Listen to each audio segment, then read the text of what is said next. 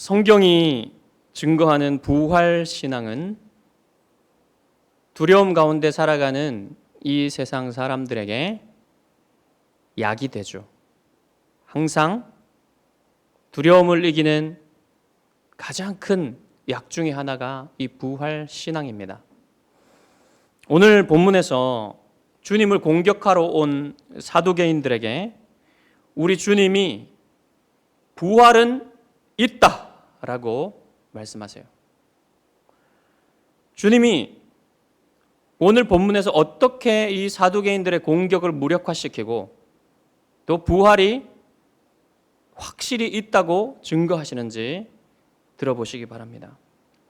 예수님을 올무에 빠뜨리기 위해서 지난주에 바리새인들과 헤롯 당이 와가지고 예수님을 올무에 빠뜨리기 위해 공격을 했지만 터무니없었죠. 예수님이 그 올무를 쉽게 빠져나갔습니다. 이제 사두개인들이 등판을 해요. 이 사두개인들은 귀족 출신들입니다. 사회의 가장 높은 자리에 있는 사람들이에요. 그들이 그러니까 막강한 권력을 가지고 있었겠죠. 그리고 이 사람들은 현세주의자들이었습니다. 모세 오경을 정경의 최고 권위로 믿으면서 이 모세 오경에는 분명히 부활에 대한 것을 명시적으로 얘기하고 있지 않기 때문에 우리는 내세도 부활도 믿지 않는다. 이렇게 주장하는 사람들이었어요. 그렇기 때문에 그 사람들은 어떻게 했습니까? 이 현세의 모든 것을 걸고 살겠죠. 그 사람들은, 사두개인들은 이 세상의 끝은 그냥 스올로 내려가는 거라 그랬어요. 무덤으로 내려가는 것. 그렇게 믿고 살았어요. 그 내려가면 쉬게 된다. 그리고 자신들이 이 세상에 남길 수 있는 것은 오직 자기들 이름의 명성과 자식들, 이거밖에 없다고 생각하고 살았어요. 그리고 이 사람들은 대체로 돈도 많고 또 사회의 그 높은 자리에 앉아 있었으니까, 권력도 있었으니까 어떻겠습니까? 대체로 무례했어요. 오늘 그 예수님을 대하는 이 사람들의 모습에도 그 무례함이 묻어 있는 것 같아요. 바리새인들은 겉으로라도 예수님께 다가올 때 자기들이 안 그런 것처럼 이렇게 외식하면서 다가왔지만 이 사두개인들은 그냥 드러내놓고 무례합니다. 그런 모습이 오늘 예수님께 질문하는 그들의 모습 속에도 드러나는 것 같아요. 19절부터 23절까지가 그들이 가지고 온 질문인데요. 질문이라기보다는 아예 공격하는 느낌을 우리가 받습니다. 아마도 이 질문은 사두개인들이 계속해서 이 부활 논쟁을 이 바리새인들하고 했던 것 같아요. 그때마다 부활에 대해서 논쟁할 때마다 부활이 있다고 믿는 바리새인들의 입을 다물게 만들 수 있는 논거가 되는 것을 가지고 왔어요. 그러니까 예수님도 똑같을 것이라고 생각하고 이제 이 공격을 하면 예수님도 말을 못하고 이제 우리에게 무릎을 꿇을 것이다. 이렇게 생각했던 거죠. 그러나 여러분, 세상 말로 택도 없는 일입니다. 예수님의 지식은 성경을 뛰어넘고 또 성경에 대한 해석도 이 세상 사람들이 가진 것들과는 다른 정도의 수준을 가지고 있어요. 그러니까 이 공격을 가지고 온 이 조악한 논거를 가지고 예수님을 무너뜨리려 하는 이 사두개인들이 초라해 보일 정도예요. 자, 그들의 질문을 보겠습니다. 선생님, 모세는 우리를 위해 기록하기를 만일 어떤 사람의 형이 자식 없이 아내만 남겨놓고 죽으면 동생이 그 형수와 결혼하여 그의 형을 위해 대를 이을 자녀를 낳아주어야 한다고 했습니다. 그런데 7 형제가 있었습니다. 첫째가 아내를 맞아들였는데 죽어 뒤를 이을 자녀를 남겨놓지 못했습니다. 그래서 둘째가 그 여자를 맞아들였지만 또 자녀를 남기지 못하고 죽었고 셋째도 그랬습니다. 그렇게 일곱이 모두 뒤를 이을 자녀를 남겨놓지 못하였습니다. 맨 마지막에 그 여자도 죽었습니다. 그러면 그들이 다시 살아날 때 그 여자는 그들 중에 누구의 아내가 되겠습니까? 왜냐하면 일곱이 그 여자를 아내로 맞아들였기 때문입니다. 신명기 25장에 있는 수혼법이라는 그 율법을 근거로 예수님께 이 질문을 드린 거예요. 수혼법이 뭐냐면 형의 아내가 자식이 없이 죽으면 그 형의 이름과 재산을 계속해서 유지하게 하기 위해서 동생이 형수를 아내로 취한다는 말입니다. 그래서 형사취수법이라 이렇게 부르기도 하죠. 이것은 고대의 그 민족들에게 상당히 많이 있었던 것들이에요. 우리나라에도 보면 부여나 고구려에도 이러한 수혼법이 있었다고 해요. 그러니까 특별한 건 아니죠. 이스라엘만. 그렇지만 이스라엘은 특별한 게 뭐였냐면 하나님이 분명히 이 법을 시행하는 이유를 밝혀주시는데 그건 뭐냐면 가나안 땅이 이스라엘의 이 지파들의 땅으로 남아있게 하기 위해서 그 땅을 지키기 위해서 이것이 필요했다는 겁니다. 그런 분명한 목표가 있었어요. 목적이. 한시적인 것이지만 예수님이 이 질문에 어떻게 대답하는지 한번 보겠습니다. 너희는 성경도 하나님의 능력도 알지 못함으로 잘못 생각하고 있는 것이 아니냐? 거만한 사두개인들의 얼굴에다 대고 예수님이 요새 말로 하면은 그건 니들 생각이고 니들 생각 잘못됐어. 그들이 왜 잘못됐는지의 이유도 얘기를 하시는데 첫 번째로 성경을 너희들이 알지 못하기 때문이다. 그리고 두 번째로 너희들이 하나님의 능력도 알지 못하기 때문이다. 이렇게 이유까지 말씀해 주세요. 모른다는 것. 여기서 성경도 모르고 하나님의 능력도 모른다고 하셨죠? 여기서 모른다는 것은 그냥 정보를 모른다는 얘기가 아니에요. 성경에 담겨 있는 내용을 모른다는 얘기가 아닙니다. 알지만 이 사람들이 모세오경을 모르겠어요? 모세오경을 어릴 때부터 공부하고 알아요. 내용이 무슨 내용이 있는지 다 알아요. 그렇지만 그 내용이 무슨 메시지를 전달하는지, 하나님의 어떤 뜻을 전달하는지는 깨닫지 못하고 있다는 말입니다. 그리고 하나님의 능력도 모른다 그랬죠. 이 내용들은 알지만 실제로 지금 역사하시는 하나님의 능력을 그들이 믿지 못하고 있다는 말입니다. 그러니까 여러분 성경을 잘못 해석하는 것은, 성경에서 잘못된 결론을 도출하는 것은 여기서 나와요. 성경을 실제로 모르고, 성경이 무슨 뜻인지 모르고, 또 성경에서 말씀하고 있는 하나님의 모든 기적들을 실제로 믿지 않는단 말입니다. 거기에서 잘못된 것들이 나와요. 이 말씀을 듣는 사두개인들의 어안이 벙벙했겠죠. 그리고 주위에 있었던 사람들도 있었을 텐데 그들은 어떻겠습니까? 사두개인들이 예수님께 와가지고 거만한 모습으로 예수님을 공격을 했지만 예수님이 이제 그들의 입을 닫게 만드는 아주 통쾌한 말씀이 시작되었다 하고 시원한 마음으로 이제 뭔가가 시작되겠구나 하는 그런 분위기예요. 먼저 성경을 잘 안다고 생각하면서 모세오경에서 부활의 근거를 찾을 수 없다고 하는 이 철석같이 그것을 믿고 있는 사두개인들의 잘못된 생각을 주님이 어떻게 깨트리시는지 한번 보겠습니다.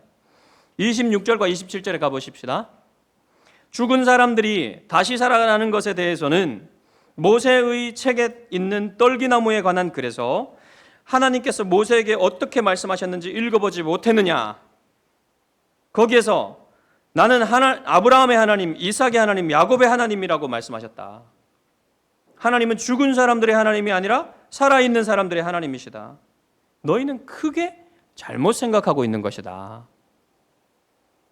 이 말씀에 아브라함의 하나님, 이삭의 하나님, 야곱의 하나님이죠. 이것은 출애굽기 3장 6절의 말씀을 인용하신 거예요. 이 말씀을 인용하시면서 너희들은 모세를 잘 안다고 하면서 모세 경험의 가장 핵심적인 경험인 이것도 알지 못하느냐?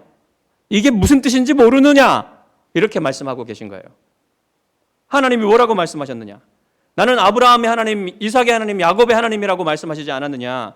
이 말씀의 뜻은 뭐냐면 하나님은 죽어 있는 사람들의 하나님이 아니라 지금 살아 있는 사람들의 하나님이다. 이렇게 말씀하신 거라고요. 너희들의 해석은 아주 잘못된 것이다. 자, 여러분 여기까지 들으시면 무슨 말씀인지 이해가 되세요? 이해가 안 돼요. 안 돼야 맞아요. 이게 이해가 됐으면 아마 그 당시에 그 유대인들 중에 이 율법을 잘 공부하고 이런 사람들도 잘 이해가 안 되는 말씀이긴 해요. 그렇지만 이게 이해가 되는 말씀이었어요. 그들에게는. 근데 지금은 우리는 잘 이해가 안 돼요. 이게 왜 그런지. 유대인들이 아니기 때문에 당시에. 이게 무슨 뜻인지를 한번 이 과정을, 이 예수님이 이 논거를 펼치는 과정을 좀 봐야 됩니다. 그러면 이해가 되실 거예요. 자, 예수님이 논리를 어떻게 따라가 보겠습니다. 어떻게 논리를 이제 펴시는 거냐면, 여러분 모세 때에는 이미 아브라함과 이삭과 야곱이 죽은 지 수백 년이 지난 후였죠. 그러면 어떻게 됐습니까? 아브라함과 이삭과 야곱이 죽었죠. 죽어서 묻히고 흙이 되었어요. 그러면 하나님이 죽어 있는 사람들의 하나님인가? 즉 하나님이 아브라함의 하나님, 이삭의 하나님, 야곱의 하나님이라고 불린다는 것은 흙의 하나님인가? 그냥 흙으로 썩어져서 그들은 흙이 되었잖아요. 막 그러면 그 말씀이 바로 하나님은 흙의 하나님이다라고 말하는 것이냐? 그게 아니다 말입니다. 여전히 흙으로 그들은 돌아갔지만 아브라함과 이삭과 야곱은 살아있어요. 살아있는 그들의 하나님이라고 지금 말씀하시는 겁니다. 예수님이. 그렇기 때문에 예수님이 이렇게 말씀하시죠. 하나님은 죽은 자들의 하나님이 아니라 산 자들의 하나님이다. 그렇죠? 바로 그 논리인 거예요. 이 논증은요, 특히 유대인들에게 강렬한 인상을 남겼을 거예요. 왜냐하면 유대인들은 이 아브라함과 이삭과 야곱이라는 이 그들의 조상이며 족장인 이들을 아주 중요하게 생각하죠. 그들의 역사에서. 그들이 하나님과 언약을 맺었는데 하나님이 그들에게 언약을 맺으셨죠. 근데 그 언약은 그냥 아무런 효과가 없는 언약이 아니고 하나님이 그들과 언약을 맺으셨을 때는 그들과 어떤 친밀한 관계를 맺으셨어요. 여러분 아브라함과 하나님이 맺었던 관계, 친밀한 관계, 그리고 이삭에게도 야곱에게도 아주 친밀하게 대해주셨거든요. 근데 그 친밀한 관계가 하나님의 언약이 이 현세에서 끝나는 언약이 아니라 죽어서도 계속되는 언약이란 말입니다. 죽어서도 계속되는 관계란 말입니다. 그러니까 아브라함과 이삭과 야곱이 죽어 있어도 지금도 하나님과 살아있는 관계를 맺고 계시다는 것을 여러분 지금 예수님이 말씀하고 계시는 거예요. 그러니까 이 말씀이 얼마나 유대인들에게는 새롭게 다가오겠어요. 특히 사두개인들 같이 죽으면 끝난다고 생각하는 이런 사람들에게 죽으면 끝이 아니다라는 것을 지금 예수님이 말씀하고 계시는 것이죠. 그래서 이 관계가 이 세상으로 끝나지 않는다는 것을 이 신약 성경의 히브리서의 저자는 어떻게 말씀하고 있냐면 사라와 아브라함의 믿음에 대해서 이렇게 말했어요.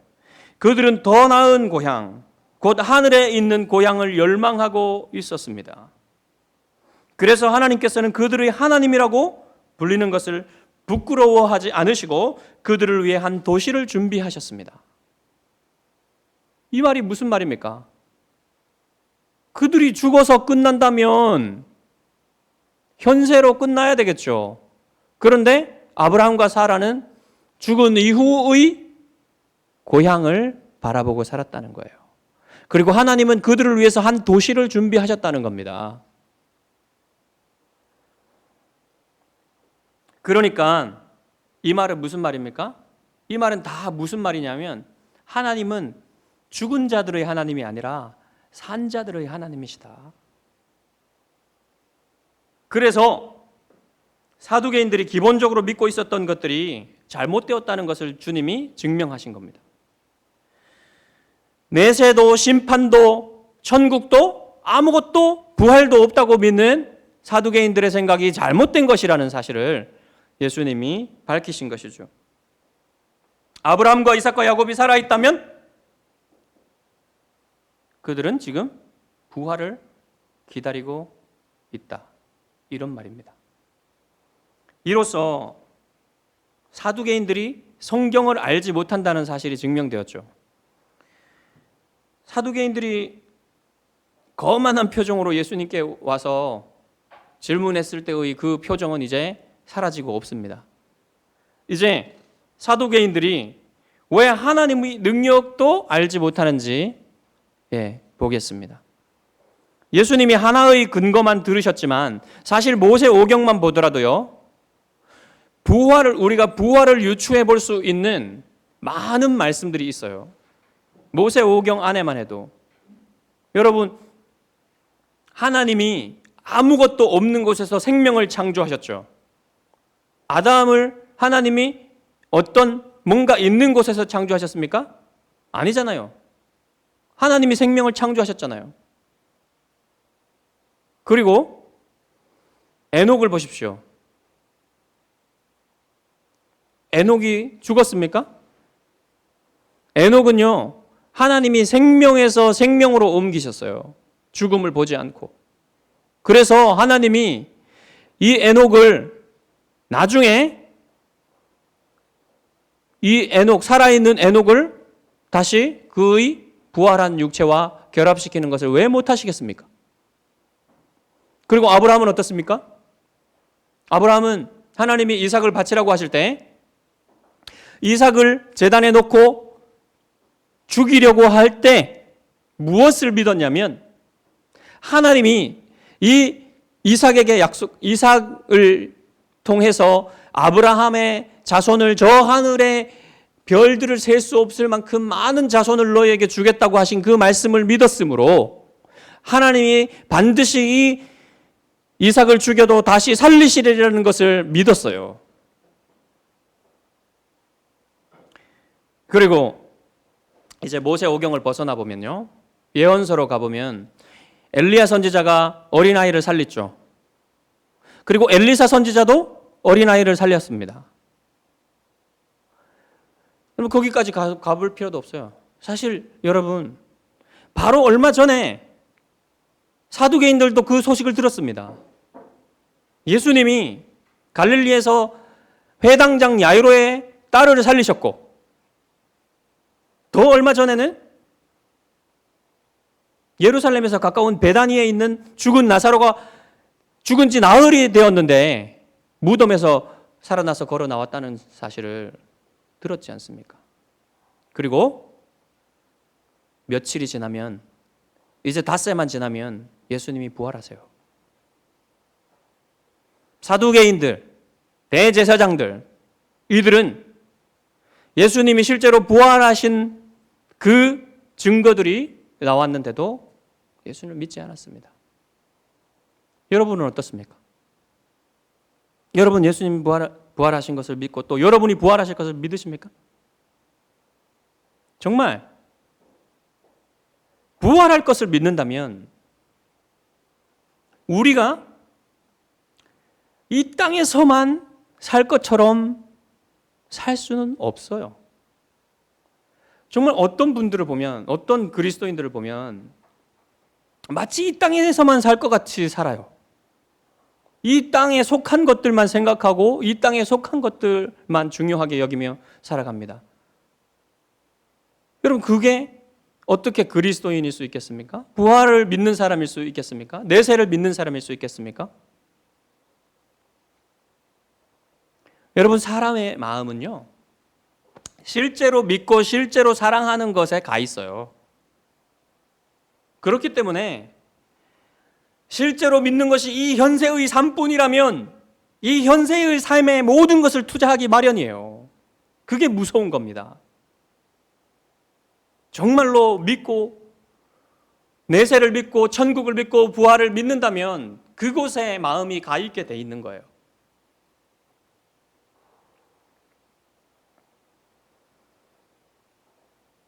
부활과 지옥과 천국을 믿는다면 이 땅에서의 삶도 달라질 수밖에 없는 것이죠. 아브라함처럼 나그네와 외국인처럼 이 땅에서 살아도 이 땅에서 가진 것이 그 막벨라굴, 하나님이 약속하신 가나안 땅 전체를 주겠다고 약속하셨지만, 자손들에게 주겠다고 약속하셨지만, 아브라함 때에는 막벨라굴, 그 막벨라의 굴과 밭밖에 없었어요. 그렇지만 아브라함은 더 나은 본향을 바라보고 천성을 향하여 가는 나그네처럼, 이방인처럼 그 땅에서 살아갔지만 믿음을 잃지 않았습니다. 여러분, 노후 생활과는 비교할 수 없는 생활이 영원한 천국의 생활입니다.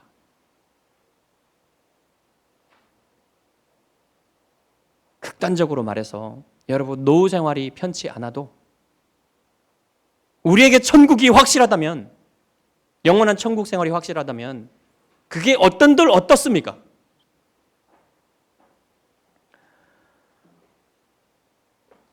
그 삶을 소망하는 사람들의 삶은 그 소망이 없는 사람들의 삶과는 달라야 돼요.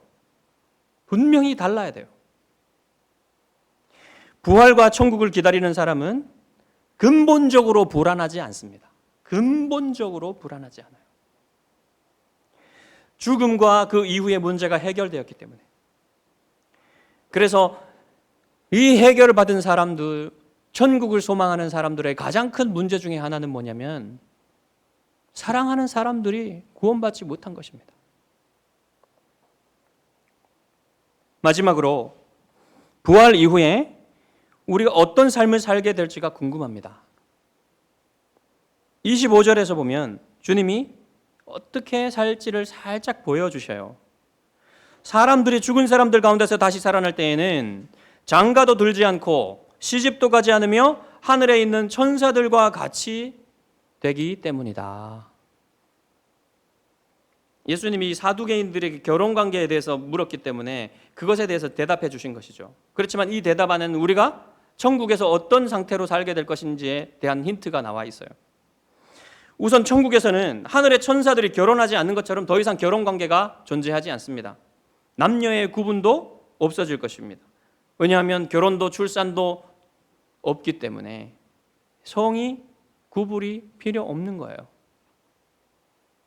여기서 좋아하시는 분들과 싫어하시는 분들로 나뉩니다.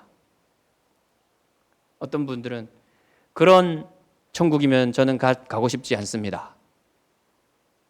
반면에 어떤 분들은 저 남자가 없는 천국이라면 반드시 가고 싶습니다. 저 여자도 마찬가지겠죠? 그렇다고 사랑하던 사람들과 우리가 알아보지 못하는 상태가 된다는 말이 아니에요. 여러분, 우리의 몸은 흙으로 돌아가지만 우리의 영혼은 그대로 남습니다. 그렇기 때문에 이 영혼이 뭔가 완전히 변화되어서 우리의 지성과 우리의 알아보는 능력과 이런 것들이 다 없어지는 게 아니에요. 그대로 기다리다가 부활의 몸을 입게 되는 겁니다. 그렇기 때문에 다 알아볼 수 있어요. 우리가 아는 사람들, 우리가 사랑하는 사람들 다 알아볼 수 있습니다.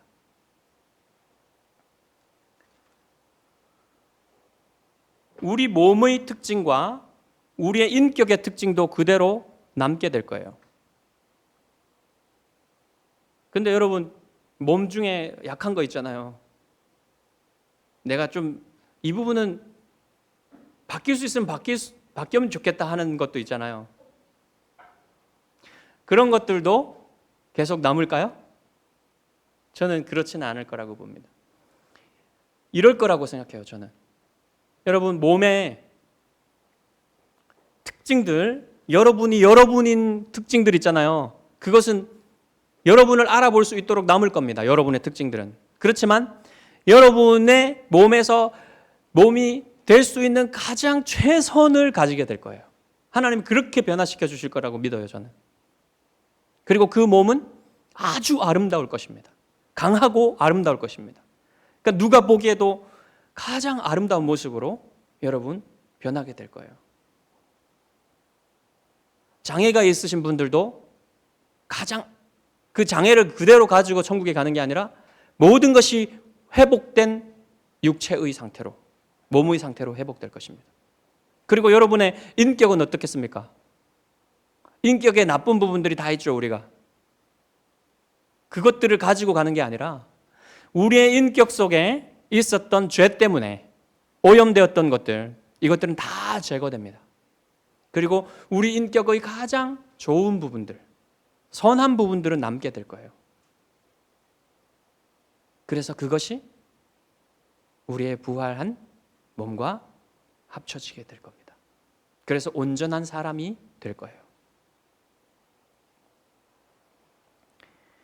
그리하여 천국에는 사랑하고 겸손하고 재미있는 사람들만 남게 될 겁니다.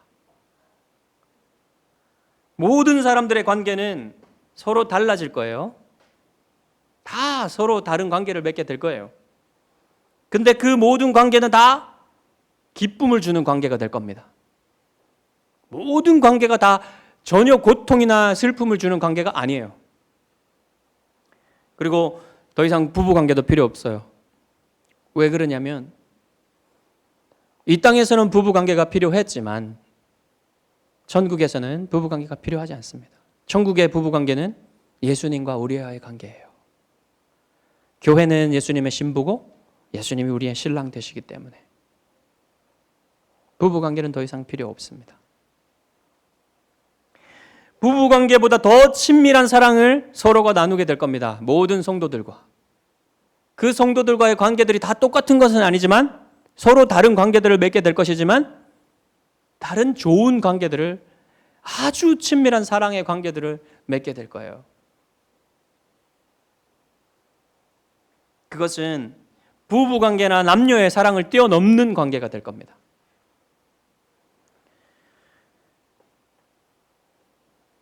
그런데 모든 사람들의 사랑과 겸손, 미덕이 다 똑같은 게 아닙니다. 다 달라요. 그 정도가. 그것은 이 땅에서 사람들이 어떻게 살았는지에 따라서 결정이 돼요. 이 땅에서 어떻게 성화를 이루어 갔는지, 이 땅에서 어떠한 열매를 맺게 되었는지 거기에 따라서 달라지게 됩니다. 그렇지만 모든 사람들이 다 행복할 거예요. 왜냐하면 여러분 생각해 보세요. 모두가 다 선한 사람들입니다. 모두가 다 사랑하는 사람들입니다. 모두가 다 겸손한 사람들이에요. 모두가 다 미덕을 가진 사람들이에요. 근데 그 차이는 있습니다. 사랑의 차이, 겸손의 차이가 있습니다. 그러면 어떻게 되겠습니까? 한 사람이 더 많은 사랑과 겸손을 가진 사람이 한 사람을 대할 때 그는 그 사랑과 겸손으로 그를 대하겠죠. 그러면 그는 사랑과 겸손으로 다른 사람을 대하기 때문에 기쁘고, 그것을 나눠주기 때문에 기쁘고, 또 그 사랑과 겸손을 받는 사람들은 받기 때문에 기쁩니다. 그게 다 모든 사람들의 관계가 될 거예요. 그래서 아무도 부족함을 느끼지 못하는 사회가 천국이에요. 그리고 어떤 사람들은 이런 천국은 너무너무 재미없을 것 같다. 이게 천국이 계속되면 지루해서 죽을 것 같다.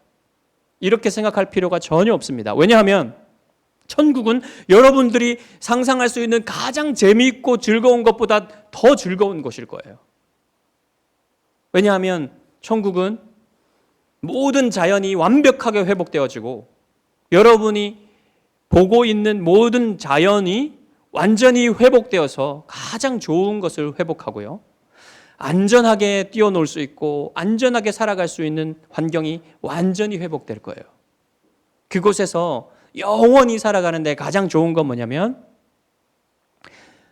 예수님을 볼 수 있다는 겁니다. 여러분, 그게 왜 좋을까요? 여러분이 정말 사랑이 충만하고 겸손하고 은혜가 충만한 한 사람을 볼 때 좋으시죠? 근데요, 예수님은 모든 은혜와 지혜와 지식과 사랑과 겸손이 가득하신 분이에요. 그런 존재를 여러분 한 시간만 보고 함께 있더라도 여러분의 영혼의 기쁨은 가득 차게 될 것입니다. 그 예수님을 닮은 수많은 그리스도인들이 여러분과 함께 교제하게 될 거예요. 그것이 천국입니다. 그 날이 곧 올 겁니다. 예수님이 요한계시록에서 내가 반드시 속히 오리라고 약속하셨기 때문에. 기도하겠습니다.